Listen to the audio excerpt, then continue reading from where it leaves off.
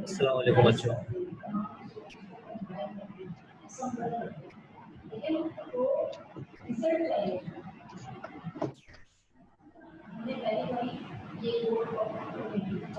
वालेकुम अस्सलाम, वालेकुम अस्सलाम।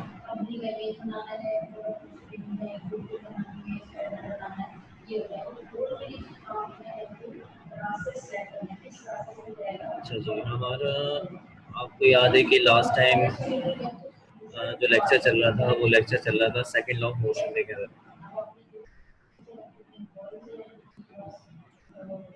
सेकंड लॉ ऑफ मोशन हमारा लास्ट टाइम लेक्चर चल रहा था और इस सेकंड लॉ ऑफ मोशन के अंदर वालेकुम सलाम अलीज़िया, वालेकुम सलाम।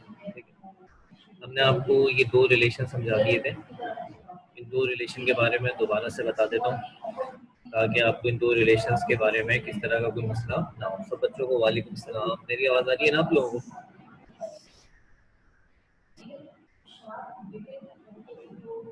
ठीक है, हम अपना लेक्चर स्टार्ट कर रहे हैं बगैर कोई टाइम ज़ाया करें ताकि हम अपने इस लेक्चर को आज जो है लॉज ऑफ मोशन को आज एंड कर सकें और जो कल इंशाल्लाह ताला हमारा लेक्चर हो, जो हमारा लास्ट लेक्चर होगा ईद से पहले, उसके बाद ईद की छुट्टियां हो जाएंगी।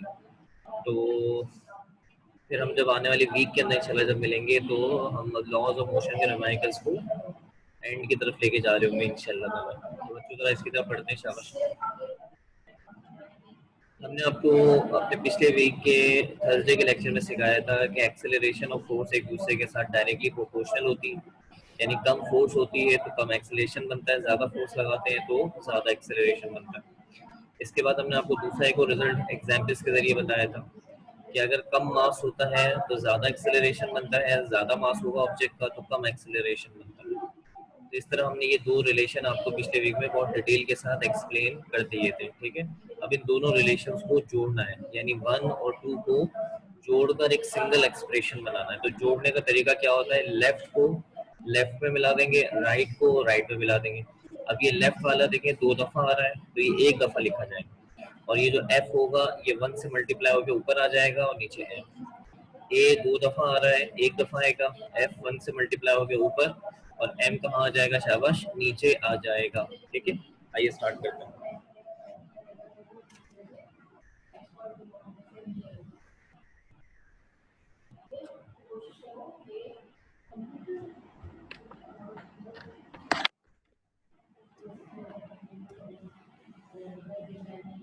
ठीक है, तो हम इन दोनों रिलेशंस को कंबाइन करते हैं।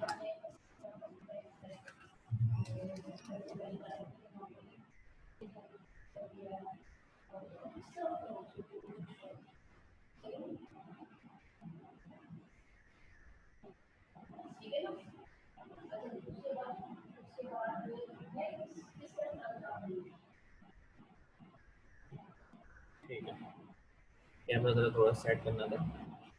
सब बच्चे यहाँ तक साथ रहे मेरे? कंबाइन कर रहे हैं, कंबाइनिंग 1 and 2, कंबाइनिंग 1 and 2, 1 और 2 को मिला रहे हैं। तो ए आया 2 दफा तो 1 दफा आ गया प्रोपोर्शनल, एफ आ गया ऊपर और नीचे आ गया एम। ठीक है, ये आपने मैट्रिक क्लास के अंदर भी सीखा हुआ है, क्योंकि यहाँ पे फर्स्ट के हिसाब से कोई चीज़ नहीं है, ये मैट्रिक की ही बात है। अच्छा, इसके आगे बात कर रहा हूँ मैं। तो बेटा सादिया, चैप्टर 1 के कोई नुमेरिकल्स नहीं है। चैप्टर 1 के लास्ट के अंदर जो थोड़ी बहुत सवाल दिए हुए वो इतने ज़्यादा अहम नहीं होते, वो पेपर में डिस्कस नहीं होते।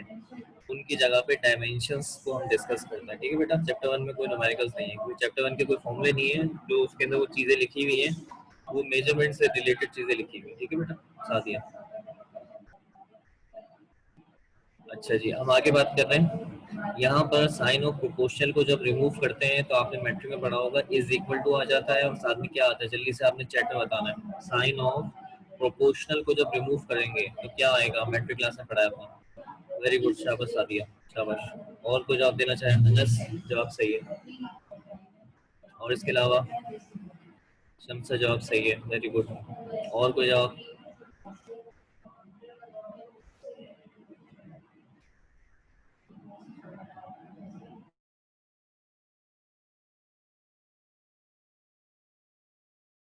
और इसके अलावा मोहम्मद अली, अब तक अली क्या कहते हैं, सादे ने जवाब दिया, जवाब दुरुस्त है। अनस ने जवाब दिया है, शमसा ने जवाब दिया है, सबके जवाब दुरुस्त आ रहे हैं। और भी बहुत सारे बच्चे क्लास के अंदर मौजूद हैं। अलीजा, तुम्हारा जवाब नहीं आया। मलिया, जवाब नहीं आया। मोहम्मद अली, जवाब नहीं आया। सादिया, जवाब नहीं आया। मलिया, तुम्हारा जवाब भी दुरुस्त है। मलिया, मोहम्मद अली। अच्छा भाई, हम आगे बढ़ रहे हैं क्योंकि हमें टॉपिक को आगे बढ़ाना है। प्रोपोर्शनल हटाते हैं तो कांस्टेंट आ जाता है। आप कांस्टेंट लिख भी सकते हैं और कांस्टेंट की जगह के भी लिख सकते हैं। अक्सर टीचर के लिखते हैं, उससे कुछ नहीं होता। आप के लगा दें, कांस्टेंट लिखने से इससे कुछ नहीं होता। ठीक है। अब बेटा ये जो कांस्टेंट आ रहा है इसके बारे में अच्छी तरह समझें कि ये कांस्टेंट की क्या कहानी है। कांस्टेंट जो होता है वो दो अंदाज से कांस्टेंट की वैल्यू यहाँ पे रखी जाती है। अगर आप जो फॉर्मूला बनाना चाहते हैं उस फॉर्मूले में सिर्फ ए, एफ और एम है बस। अगर आप जो फॉर्मूला बनाना चाहते हैं उसमें ए, एफ और एम है बस, इसके अलावा और कोई नहीं है, तो फिर आप कांस्टेंट की जगह वन रख सकते हैं। ठीक है। लेकिन फर्ज कर लें कि अगर आपके फॉर्मूले में ए, एफ, एम के अलावा कोई और चीज आ रही है, कोई और भी चीज आ रही है, तो फिर वो जो चीज आएगी उसको बतौर यहाँ पे कांस्टेंट रखा जाएगा। अब कांस्टेंट को वन से रिप्लेस नहीं करेंगे, बल्कि वो जो चौथी चीज आएगी उसको बतौर कांस्टेंट यहाँ पे डाला जाएगा और उसकी कोई ना कोई वैल्यू फाइंड आउट की जाती है। ठीक है। दोबारा से दो आसान से जुमले सुन लें। मैं इसकी वजाहत करूँ तो बहुत लंबी वजाहत हो जाएगी, इसलिए मैं दो आसान से जुमले आपके जहन में बिठा देता हूँ, आप भी जुमलों को जहन में जगा दें। पहला जुमला, अगर फॉर्मूले में जो चीजें चाहिए आपको वो सारी आ चुकी हैं तो कांस्टेंट की जगह पर वन आ जाएगा। लेकिन अगर फर्ज कर लें कोई चौथी चीज भी है तो वो चौथी चीज जो होगी वो बतौर कांस्टेंट के तौर पे यहाँ पुट कर दी जाएगी और उसकी वैल्यू निकाली जाएगी। आपको जो फॉर्मूला बनाना है उसमें क्या क्या है, एफ, एम और ए, चौथी कोई चीज नहीं है। तो बताएं कांस्टेंट की जगह पे क्या आएगा, सब बच्चे मिलके जवाब देंगे। कांस्टेंट की जगह पर क्या आएगा? सादिया, जवाब दुरुस्त है तुम्हारा, शाबाश। अनस, शमशा, मलिया, अलीजा, रहमान। अलीजा, सवाल आपने समझा ही नहीं बेटा। मैंने बोला था कि अगर आपके जो फार्मूले में जो चीजें वो आ गई हैं तो उनके अंदर कांस्टेंट की जगह पर वन आ जाएगा। आपका फार्मूला जो इसके अंदर क्या क्या चाहिए आपको, एफ, एम, ए सब आ चुके हैं बेटा। ठीक है। तो अब कांस्टेंट की जगह पर क्या आएगा? शमसा, आपका जवाब सही है। अलीजा, आपका जवाब अब सही है। मलिया, जवाब सही है। ठीक है भाई, ओके। अब कांस्टेंट की जगह पे यहाँ पे वन रख रहे हैं। कांस्टेंट की जगह पर यहाँ पे वन आ जाएगा।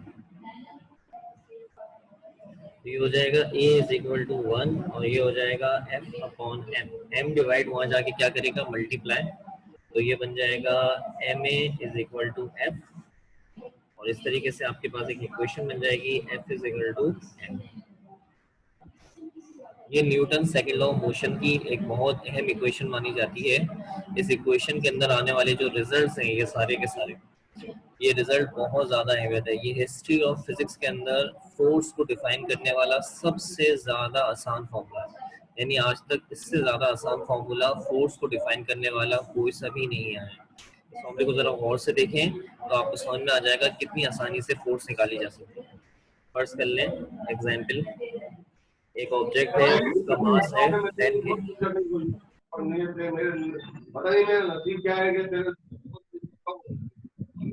अली, मोहम्मद अली बेटा, बेटा माइक ऑफ कर लो बेटा, शाबाश। माइक ऑफ कर लें बेटा, ठीक है जी। फर्स्ट कर लें एक ऑब्जेक्ट है उसका मास है 10 kg। अच्छी तरह समझिएगा, देखिए कितना आसान फॉर्मूला है जिससे आप किसी ऑब्जेक्ट के ऊपर लगने वाली अनबैलेंस फोर्स चुटकियों में निकाल सकते हैं। और उस ऑब्जेक्ट के अंदर 2 मीटर पर सेकंड स्क्वायर का एक्सेलरेशन पैदा होगा। तो अकॉर्डिंग टू इस फॉर्मूले के मुताबिक मास को आपने एक्सेलरेशन से मल्टीप्लाई करना है। 10 टू द कितना हो जाएगा 20। और फोर्स को किसमें नापते हैं, न्यूटन। देखिए उस ऑब्जेक्ट पे लगने वाली अनबैलेंस फोर्स, तो ये हिस्ट्री ऑफ फिजिक्स यानी फिजिक्स की तारीख के अंदर फोर्स को कैलकुलेट करने का, अनबैलेंस फोर्स को कैलकुलेट करने का सबसे आसान फार्मूला बेटा न्यूटन ने हमें बना के दिया। इसका क्रेडिट न्यूटन को जाता है। अगर हम इस फॉर्मूले को डिफाइन करना चाहें तो हम कैसे डिफाइन कर देंगे? शाबाश, मास और एक्सेलरेशन को मल्टीप्लाई करें। मल्टीप्लाई के लिए हम क्या लफ्ज इस्तेमाल करते हैं? शाबाश, प्रोडक्ट। मास और एक्सेलरेशन का अगर हम क्या बनाए? प्रोडक्ट। तो वो प्रोडक्ट किसको रिप्रेजेंट करेगा बेटा? अनबैलेंस। यानी मास और एक्सेलरेशन मल्टीप्लाई होंगे तो उनका आने वाला आंसर अनबैलेंस फोर्स होगा।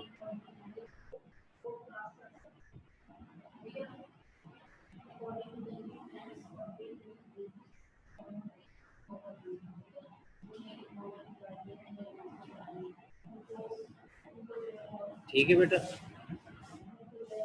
आइए इधर इसको यहाँ पे लिख के दिखाता हूँ। इसका मतलब क्या है? Unbalance force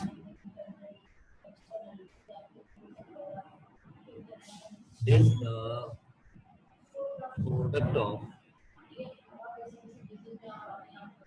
mass and acceleration। Acceleration मैंने पूरा नहीं लिखा, शॉर्ट में लिखा। सब बच्चे यहाँ तक ओके कर दे कि उन्हें यहाँ तक सब समझ में आ चुका है। अनबैलेंस फोर्स आपको मास और एक्सेलरेशन के प्रोडक्ट से मिलेगी। ठीक है सादिया, वेरी गुड। शाबाश, सब बच्चों ने ओके करना है ताकि मुझे कंफर्म हो जाए। 2 3 4 भी ओके आ जाएंगे, मैं आगे बढ़ता रहूंगा जल्दी से। शाबाश। कॉपी करने की टेंशन मत लिया करें। अगर आप पढ़ रहे हैं और साथ साथ कॉपी भी कर रहे हैं, बाज़ दफ़ा बच्चे कॉपी भी कर रहे होते हैं तो रिप्लाई फौरन नहीं दे पाते। मैं समझ रहा होता हूँ इस बात को भी। तो ये काम सारा मैं आपको सेंड कर दिया करूंगा फौरन ही। आप बाद में भी इसको कॉपी कर सकते हैं, टेंशन मत लें। ELISA very good, Shamsa very good. मलिया बता दो जल्दी से। अनस बता दो, समझ में आ गया यहाँ तक? अनस, मोहम्मद अली, अनस समझ में आ गया? मलिया वेरी गुड। मरियम, मरियम बहुत लेट ज्वाइन किया तुमने। हाँ मरियम समझ में आ गया यहाँ तक? वरना शुरू पे ऐसा निकला है वो मैं फिर अब तक चैप्टर 1 की सारी जो लेक्चर्स हैं वो मैं अपलोड कर चुका हूँ फर्स्ट ईयर के, आपके उस फेसबुक पे। आप वहाँ से आके देख सकते हैं, सारे लेक्चर्स अपलोड हो चुके हैं। और अब फिर इंशाल्लाह ताला इस वीक के अंदर जुमेरात के बाद से चैप्टर नंबर 3 के जो लेक्चर्स हैं वो अपलोड करूँगा। चैप्टर 3 के लेक्चर्स अभी ज़्यादा नहीं हुए ना, तो ये लॉज ऑफ मोशन के लेक्चर अपलोड कर दूंगा। ठीक है, मरियम ज्वाइन कर लो हमें, शाबाश, सही तरीके से। और मोहम्मद अली भी। तो फोर्स निकालने के लिए मास और एक्सेलरेशन को मल्टीप्लाई कर दो, आने वाला आंसर क्या होगा? वो हमारे पास अनबैलेंस फोर्स होगा। ये तुमने जो भी सवाल किया इसका जवाब मैं भी क्लास के एंड में देता हूँ, ठीक है ना? फिक्र नहीं करो। अच्छा, मैं बात को आगे बढ़ा रहा हूँ ताकि हमारी बात और जरा थोड़ी सी आगे बढ़ती रहे। अच्छा, यूनिट ऑफ फोर्स, हाँ तक ये फोर्स की यूनिट हम जानते हैं क्या होती है, आप भी अच्छी तरह से जानते हैं, लेकिन यहाँ फोर्स की यूनिट के हवाले से आपसे डिस्कशन करना लाजमी है क्योंकि हमें फर्स्ट ईयर के अंदर बहुत सारी बातों का ख्याल रखना पड़ता है एमसीक्यूज के हिसाब से। बच्चों, यूनिट हमेशा फॉर्मूले से ड्राइव की जाती है, फॉर्मूले से बनाई जाती है, तरीका होता है।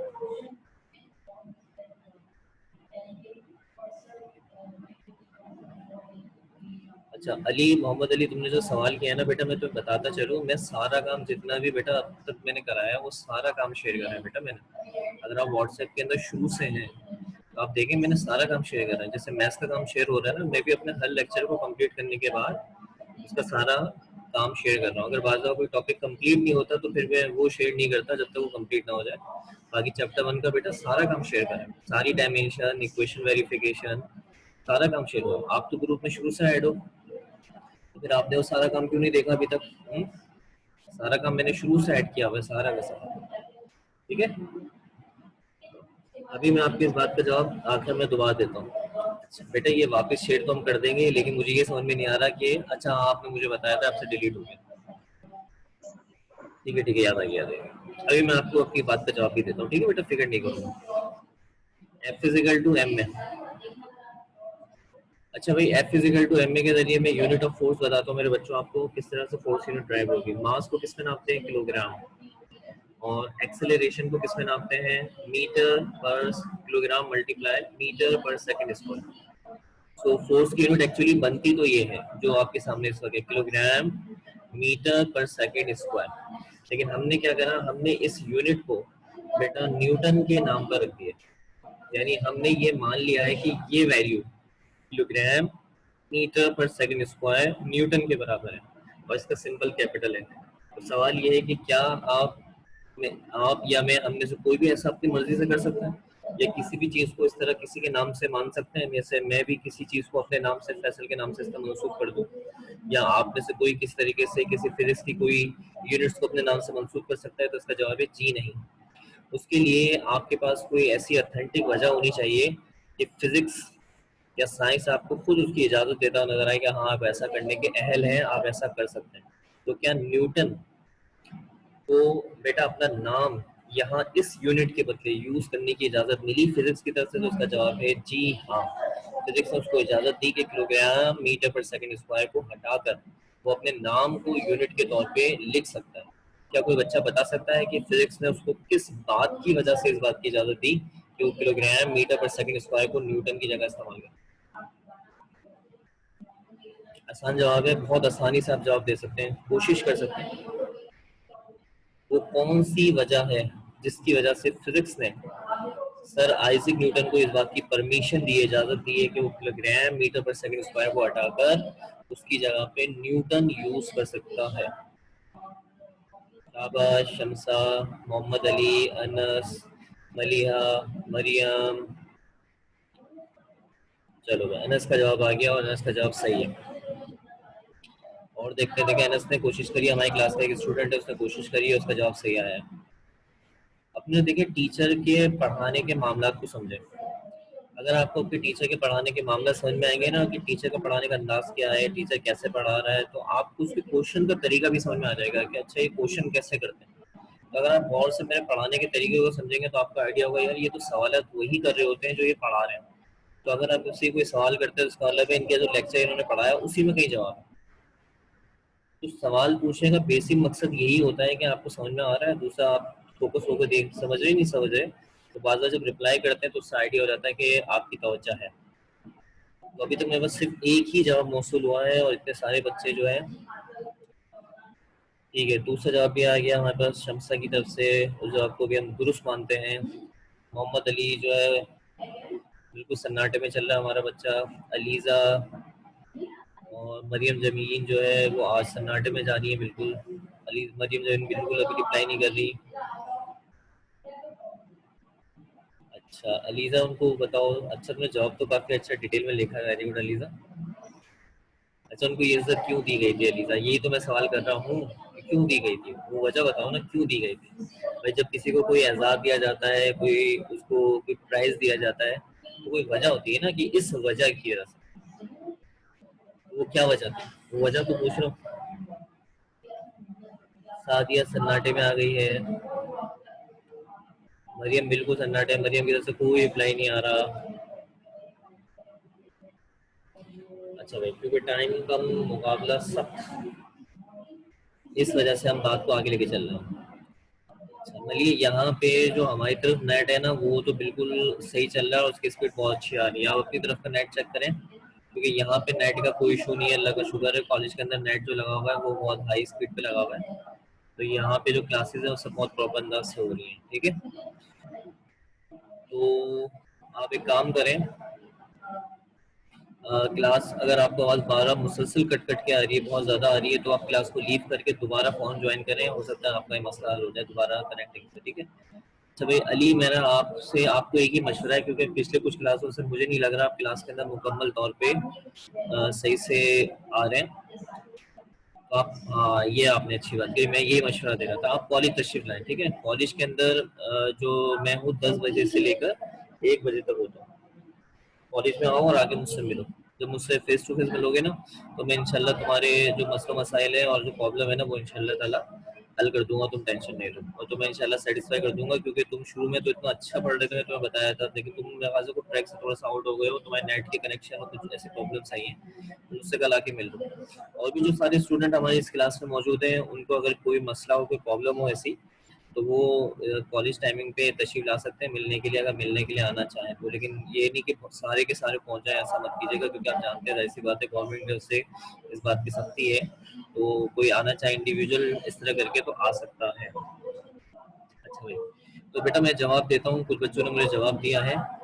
अलिया मुझे बता देना, तुम्हें आवाज सही आ रही हो तो मुझे बता देना, ठीक है? अब आवाज सही आ रही हो तो बता देना अलिया, ठीक है? बेटा न्यूटन को ये एजाज इसलिए दिया गया कि वो अपने नाम को यूनिट के तौर पे इस्तेमाल करे इस यूनिट के बदले, क्योंकि उसने हिस्ट्री ऑफ फिजिक्स के अंदर ये फॉर्मूला बना के दिया, ठीक है? और ये बहुत बड़ी है। वैसे तो न्यूटन ने और भी बहुत सारे काम करे हैं, लेकिन ये वाला जो फॉर्मूला है एफ इजिकल टू एम में, ये फॉर्मूला जो है इसकी बहुत बड़ी अचीवमेंट, उस वजह से उसको परमिशन दी गई है कि वो न्यूटन को बतौर यूनिट के तौर पे इस्तेमाल कर सके, ठीक है? लेकिन अब एक छोटा सा मसला है, और छोटा सा मसला क्या है? साइंस ये कहती है कि अगर आप अपने नाम को बतौर यूनिट के तौर पे ले रहे हैं तो आपको डिफाइन करना पड़ेगा कि ये न्यूटन क्या है, ठीक है? अब याद रखिए न्यूटन को डिफाइन करने से मुराद एक्चुअली क्या डिफाइन करना होता है? वन न्यूटन, कि वन न्यूटन क्या है। अब आप ये नहीं कह सकते न्यूटन एक साइंटिस्ट का नाम है जिसने लॉज ऑफ मोशन दिए, जिसने ये इक्वेशन पेश करी। नहीं बेटा, अब न्यूटन जो है is a unit of force. So आपने बताना है कि वन न्यूटन कौन सी फोर्स को कहते हैं, ठीक है? न्यूटन को डिफाइन करने से मुराद है, सवाल समझ लें, वन न्यूटन से मुराद कौन सी फोर्स होती है, ये आपको डिफाइन करना पड़ेगा। और अगर इसे डिफाइन नहीं करेंगे तो फिर न्यूटन एक्सेप्टेबल नहीं होगा। तो इसको कैसे डिफाइन करें? बहुत आसान है, तो और से सुने कि वन न्यूटन कैसे बनेगा। मैं आपको आइडिया देता हूँ, सवाल जवाब मैं कर रहा हूँ, लेकिन कुछ क्लास के स्टूडेंट हैं जो भरपूर हिस्सा ले रहे हैं, उन्हें अप्रिशिएट करना है। कुछ बच्चे जो है वो थोड़ा सा हिस्सा नहीं ले रहे, तो मेरी उनसे भी दरखास्त है कि प्लीज हिस्सा लें। देखिए एफ इजिकल टू एम, आपने इसको किस तरीके से वन न्यूटन बना। देखिए ये एफ उल्टे हाथ पे वन न्यूटन है, ठीक है? अब आपने मास की जगह मुझे बताना है यहाँ ब्रैकेट में क्या वैल्यू आएगी, मल्टीप्लाई एक्सेलरेशन की क्या वैल्यू आएगी, इन दो वैल्यूज के बारे में बताना है। यहाँ मैं क्या लिखूं? नंबर। यहाँ क्या नंबर लिखूं? कि वो दोनों नंबर मल्टीप्लाई होके वन का आंसर दें। अच्छा पहले ब्रैकेट का जवाब दे दें। पहले ब्रैकेट का जवाब हमें दिया असद मिर्जा। असद मिर्जा ने पहली दफा जवाब दिया, वेरी गुड बेटा असद, सादिया जवाब तुम्हारा सही है, शाबाश। जल्दी से बाकी बच्चे जवाब दो, मैं सबके नाम ले लेके इसलिए बोल रहा होता हूँ कि जल्दी से जवाब दें। मोहम्मद अली, बेटा ये सवाल तो आसान है, इनके जवाब तो दे सकते हो, शाबाश मोहम्मद अली। हाँ लीजा नंबर बताना है। यहाँ कौन सा नंबर आएगा? यहाँ कौन सा नंबर आएगा? यहाँ कौन सा? पहले आप ये वाला नंबर बताएं कि इन दो नंबर को जब मल्टीप्लाई करेंगे तो आंसर वन आना चाहिए। इन दो नंबर को मल्टीप्लाई करेंगे तो आंसर, तो आपने पहले ये वाला नंबर बताना है, यूनिट के साथ बताना है। और ये वैल्यू किसकी है? मास की। ये यूनिट किसकी है? मास की।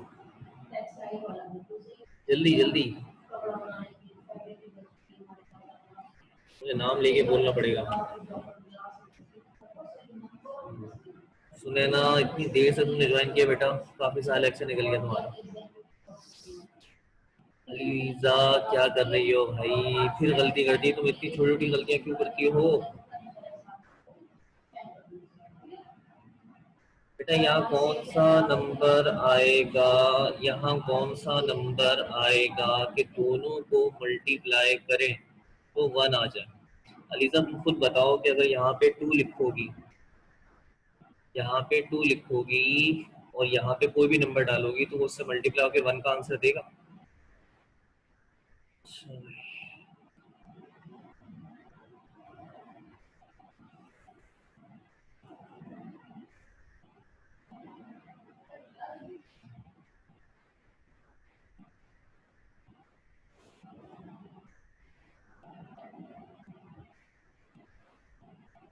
अच्छा भाई, हमारे पास कुछ जवाब मौसूल हुआ है और कुछ जवाब जो है वो सही नहीं आ रहे बच्चों। देखिए मैं एक बात बता दूं आप सब बच्चों को, तो मेरी किसी बात को भी ऐसे नेगेटिव नहीं लीजिएगा, बी पॉजिटिव, क्योंकि जाहिर सी बात है फिजिक्स पढ़ाता हूँ तो हर तरह से बच्चों पे नज़र होती है। फर्स्ट ईयर फिजिक्स और फर्स्ट ईयर का लेवल साइंस का एक बहुत बड़ा लेवल है। इस बड़े लेवल के अंदर आपको सरवाइव करने के लिए अपने आप को थोड़ा सा स्किलफुल बनाना पड़ेगा, क्योंकि अभी जो शुरू के ये जो चैप्टर है ये बहुत ही हल्के चैप्टर है। लेकिन जैसे जैसे आप फिजिक्स के अंदर आगे बढ़ते जाएंगे ये जो चैप्टर है ये मजीद और टफ से टफ और नई से नई चीज़ें आती जाएंगी। तो उसके लिए आपको अपना दिमाग बहुत तेज जरा चलाना पड़ेगा, क्योंकि अगर आप साइंस के सब्जेक्ट्स में सरवाइव करना चाहते हैं, फिजिक्स हो गया, केमिस्ट्री हो गया, बॉटनी जूलॉजी हो गया, मैथमेटिक्स हो गया, तो इसमें आपको बहुत तेज बनना पड़ेगा, शार्प माइंड बनना पड़ेगा और कुछ एक्स्ट्रा थोड़ा सा ब्रिलियंट बनना पड़ेगा, तो आप इसमें सरवाइव कर सकते हैं। अगर आप मैट्रिक के अंदर एक साइंस के नॉर्मल स्टूडेंट रहे हैं तो क्या आप फर्स्ट में सरवाइव कर सकते हैं? मेरे से सवाल है, जी हाँ सरवाइव कर सकते हैं। मेहनत शर्त, मेहनत, सिर्फ मेहनत शर्त। अगर आप मेहनत करेंगे ना तो नतीजे के अंदर आप कामयाब हो सकते हैं, ठीक है। एक होता है मेहनती बच्चा, एक होता है काबिल बच्चा। काबिल बच्चा तो हर निकल ही जाता है, जो मेहनती बच्चा होता है वो भी निकल सकता है आगे, अगर उसका आईक्यू लेवल इतना अच्छा ना हो, लेकिन वो मेहनती है तो अपनी मेहनत के बलबूते पे आगे निकल सकता है बेटा, प्लीज। तो बच्चों हमें जवाब दिया, बच्चों ने मास होना चाहिए 1 kg, और दूसरा ब्रैकेट भी बच्चों ने जवाब दे दिया, एक्सेलरेशन होना चाहिए 1 मीटर पर सेकेंड स्क्वायर। अब इन दोनों नंबर्स को आप मल्टीप्लाई करते हैं, यानी 1 × 1, तो क्या जवाब आएगा? शाबाश, 1 आएगा, ठीक है। तो ये है बेटा हमारे पास न्यूटन की तारीफ। क्या तारीफ है जरा मैं आपको करके दिखाता हूँ, ये सर देखिए। मेरा आंसर तो सही है ना? हाँ बेटा, जिनके जवाब जिन्होंने इस तरह 1 1 करके बताया सबके जवाब बिल्कुल सही है। बच्चों अगर एक ऑब्जेक्ट है जिसपे जिसका मास 1 kg, इस ऑब्जेक्ट के ऊपर कुछ फोर्स लगती है, उस फोर्स की वजह से इस ऑब्जेक्ट में 1 मीटर पर सेकेंड स्क्वायर का एक्सेलरेशन बन जाता है। एक ऑब्जेक्ट है जिसका मास है 1 kg और उसमें 1 मीटर पर सेकेंड स्क्वायर का एक्सेलरेशन बन जाता है, तो जो फोर्स ऐसा करेगी उस फोर्स का नाम क्या रखा गया है? 1 न्यूटन। ये देखो, ऐसी फोर्स 1 न्यूटन कहलाती है जो 1 kg ऑब्जेक्ट में 1 मीटर पर सेकेंड स्क्वायर का एक्सेलरेशन पैदा कर देती है, उसको हम कहते हैं 1 न्यूटन, ठीक है। अच्छा, अब जो मैं सवाल कर रहा हूँ इस सवाल का जवाब जो है वो हमारी एक स्टूडेंट है वो देंगी, ठीक है। पहले मैं उनसे बात करना चाहूंगा, वो सिर्फ चैट में मुझे ओके करेंगी बस खाली, ठीक है। और उनका नाम है अलीजा। अलीजा सिर्फ खाली तुम ओके करो, शाबाश, क्योंकि मैं यहाँ एक मिसाल दूंगा, तुम उसका जवाब देना है अलीजा, क्योंकि मैं अपने तमाम बच्चों को साथ लेके चलना चाहता हूँ। अलीजा ओके करो, जल्दी जल्दी ओके करना है, क्योंकि मुझे थर्ड लॉ मोशन भी समझाना है, उसका लेक्चर एंड करना है, ठीक है अलीजा। क्योंकि अलीजा ने जवाब देना है, बाकी बच्चे भी अगर अलग से पर्सनली जवाब देना चाहें चैट में तो उन्हें मना नहीं करूंगा, लेकिन मैं सिर्फ अलीजा के जवाब पे फोकस करना चाहूंगा, ठीक है।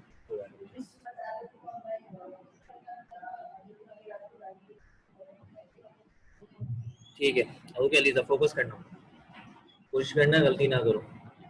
एक ऑब्जेक्ट है 2 kg, उस पर एक फोर्स लगती है यहाँ पे, ठीक है। तो इस फोर्स की वैल्यू यहाँ बतानी है मुझे, ठीक है।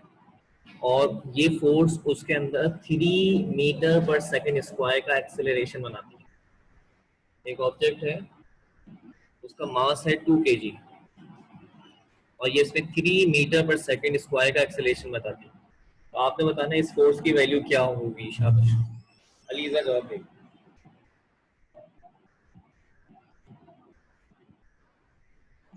बाकी बच्चों ने, अच्छा कोई माइक से जवाब नहीं देगा, प्लीज माइक से जवाब नहीं देगा। तो कुछ और बच्चों ने भी ट्राई करी है, गुड, उनकी ट्राई भी अच्छी है। मैं सिर्फ अलीजा के जवाब का वेट कर रहा हूँ, बाकी बच्चे भी जवाब दे रहे हैं, शाबाश। अलिया गुड,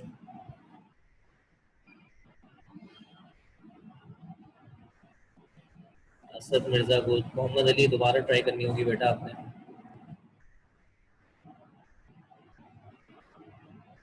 मरियम अब जाके तुम्हारा जवाब आया, इतनी देर से तुम्हें कह रहा हूँ जवाब दो, अब जाके तुमने मरियम रिप्लाई करना शुरू करा, इतनी देर से कह रहा हूँ रिप्लाई करो मरियम। शाबाश भाई, जिसका जवाब चाहिए उनका जवाब तो आया नहीं, चलो मरियम कोई बात नहीं।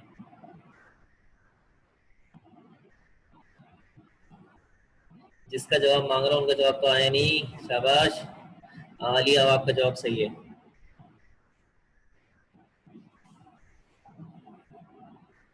जल्दी।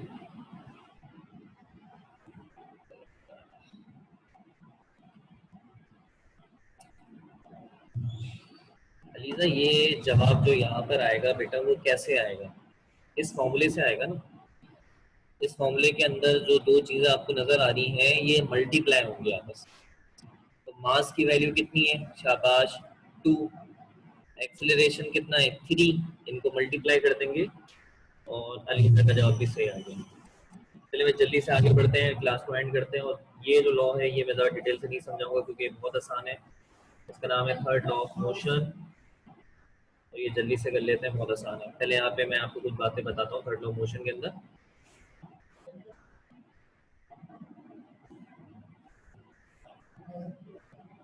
If an applied force is acted as a balance force, then there will be, ये बहुत बड़ी स्टेटमेंट में लिखता हूँ, असल में थर्ड लॉ की वजह इसकी स्टेटमेंट मैट्रिक में जो आपने पढ़ी है ना बहुत छोटी सी, वो भी चलेगी, वो भी सही है, 100% सही। then there will be an equal but opposite direction. अच्छा, इसमें मैं ज्यादा वजाहत नहीं दूंगा क्योंकि बहुत आसान सा कानून है जिसको बच्चे रटे हुए होते हैं और बिल्कुल सही रटे हुए होते हैं। अच्छा, सादिया ने सवाल करा है, बेटा इनमें से कोई भी लॉ पेपर में नहीं आता, ये मैट्रिक के अंदर इंपॉर्टेंट होता है। फर्स्ट ईयर फिजिक्स में लॉस की बिल्कुल कोई अहमियत नहीं है, आप इनमें से कोई भी लॉ याद नहीं करना प्लीज। ये सिर्फ इसलिए पढ़ाए जाते हैं ताकि आपको एमसीक्यूज के जवाब देने में आसानी हो। दूसरा, न्यूमेरिकल्स में F is equal to M A के न्यूमेरिकल्स है जो हम कल स्टार्ट करेंगे, उसके अंदर हेल्प हो। कोई भी बच्चा मुझसे बगैर पूछे कोई भी चीज याद नहीं करेगा, पहले बताओ। जिन चीज़ों के बारे में मैं आपको बताऊं कि हाँ भाई इसे याद कर लीजिए या इसे तैयार कर लीजिए, आपने से उसी को तैयार करना है, ठीक है। लॉज ऑफ मोशन में से कोई भी लॉ तैयार नहीं किया जाएगा, ठीक है, ध्यान में बिठा लें। अभी तक हमने कोई भी ऐसी चीज आपको नहीं पढ़ाई है जो कि याद करने वाली। चैप्टर 1 के अंदर dimension equation verification bye dimension से वो तैयार करने वाले टॉपिक। जी क्या कहते हैं सर आइजैक न्यूटन के, अगर एक ऑब्जेक्ट एक फोर्स लगती है तो बाज दफा जब ये फोर्स लगती है तो एक फोर्स के साथ दूसरी फोर्स भी होती है, यानी फोर्स का जोड़ा भी मौजूद होता है। ये हर दफा नहीं होता, हर जगह नहीं होता, लेकिन कुछ जगहों पर ऐसा जरूर होता है। तो एक फोर्स अगर लगती है तो हमें ऐसा लगेगा कि इस फोर्स के साथ कोई और फोर्स भी लगी है जो इस फोर्स को क्या कर रही है, बैलेंस कर रही है।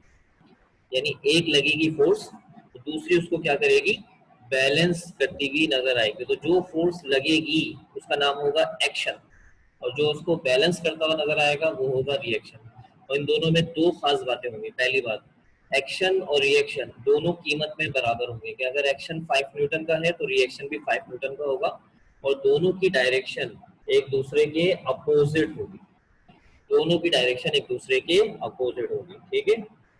मिसाल के तौर पे अगर ये एक्शन है, ठीक है, ये एक्शन लगी यहाँ पे, तो फिर रिएक्शन इसके अपोजिट लगेगा ऐसे में। और ये दोनों इस तरह से, एक्शन क्योंकि पहले लगता है तो एक्शन होता है प्लस में, और रिएक्शन जो होता है वो किस में लिया जाता है, माइनस में लिया जाता है। इसकी मिसालें हमारे पास बहुत सारी हैं, एक आध मिसाल दे देता हूँ बस, बहुत है। टेनिस बॉल को दीवार पे मारें, तो टेनिस बॉल को जब आप दीवार पे मारते हैं दिस इज एक्शन, बॉल उस दीवार को वापस पलटा देती है, दिस इज रिएक्शन। जो गन से हम बुलेट फायर करते हैं तो बुलेट जाती है आगे, एक्शन, और गन पीछे की तरफ एक झटका खाती है, ये रिएक्शन, ठीक है। बताए थर्ड लॉ समझ में आ गया। थर्ड लॉ को बहुत आसानी से अंदर बैठा लें कि अगर किसी जगह पर कोई फोर्स लगती है और उस फोर्स के साथ आपको लगता है कि कोई और फोर्स भी लग रही है जो इसको बैलेंस कर रही है, तो लगने वाली फोर्स एक्शन और जो बैलेंस करेगा वो रिएक्शन, और ये दोनों हमेशा एक दूसरे के बराबर होंगे, डायरेक्शन में एक दूसरे के अपोजिट होंगे। इसके साथ ही हमारे लॉज ऑफ मोशन यहाँ पर आके कंप्लीट हो चुके हैं। ओके कर दे सब बच्चे, यहाँ तक समझ में आ चुका है, जल्दी से शाबाश, वेरी गुड वेरी गुड, शाबाश। सबका होके आना चाहिए, मैं सबके नाम ले देता हूँ जल्दी से, सबका होके आना चाहिए,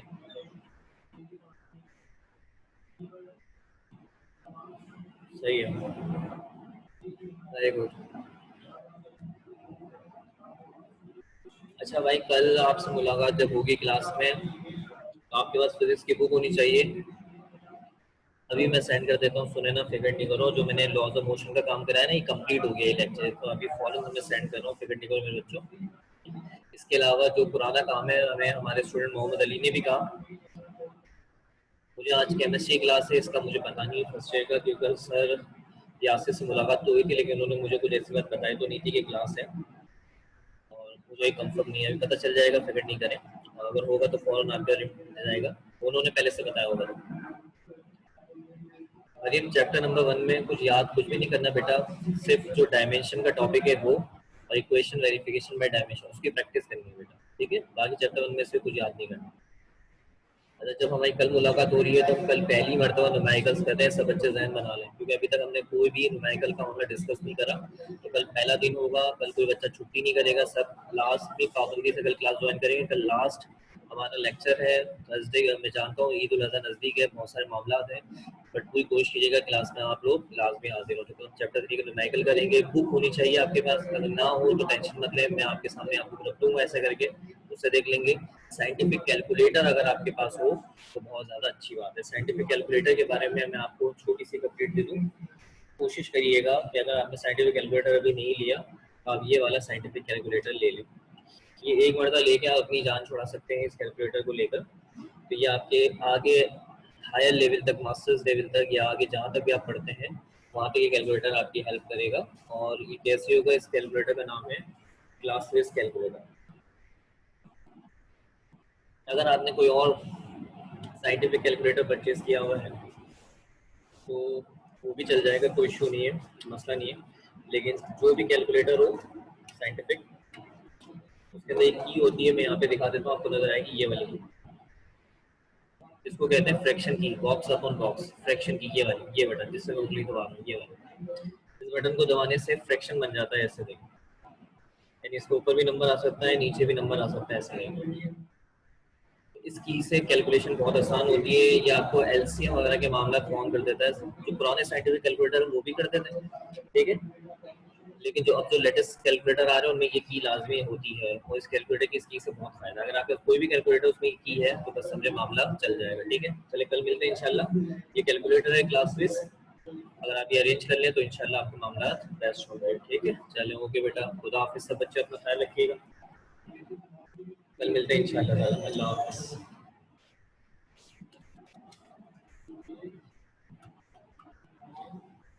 ये एक सवाल क्या है सादिया ने, सादिया डायमेंशन में एफ की वैल्यू होती है MLT-2, MLT-2। ओके बेटा, सबको अल्लाह हाफिज़।